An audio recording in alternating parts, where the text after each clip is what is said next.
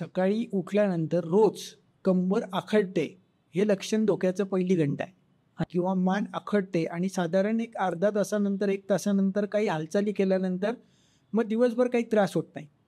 या ग्रेड 1 ची पहिली घंटा आहे की जिथे मणक्यातली गादी ही बाहेर आल्यानंतर पेशंटला रोज सकाळी उठल्यानंतर आखडून राहते. एखादा सांधा, मानेचा भाग, कमरेचा काही भाग हा आखडल्यासारखा वाटतो, जड वाटतो किंवा कोणीतरी पकडून ठेवल्यासारखं वाटतं. दुसऱ्या ग्रेडेशनमध्ये पेशंटला हाताला किंवा पायाला स्पेसिफिक गादी उजव्या बाजूने बाहेर आली तर उजव्या साईडला मुंग्या येतात, डाव्या साईडनी बाहेर आली तर डाव्या साईडला मुंग्या येतात.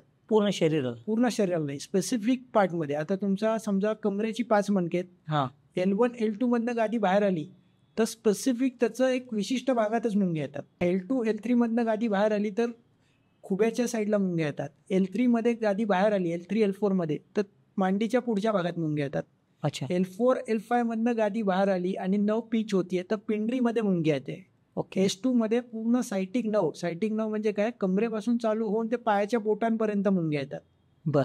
हे लक्षण ग्रेड 3 मध्ये आहे. ग्रेड 4 मध्ये पेशंटला बधिरता जाणवते, नमनेस जाणवतो आणि हा विशिष्ट भागात असतो. असं नाहीये की पूर्ण शरीराला असेल किंवा पूर्ण पायाला असेल, असं नाहीये. विशिष्ट भागामध्येच पेशंटला हे जाणवतं. त्याच्यावरनं समजतं की कुठल्या पेशंटची गादी कुठे सरकली.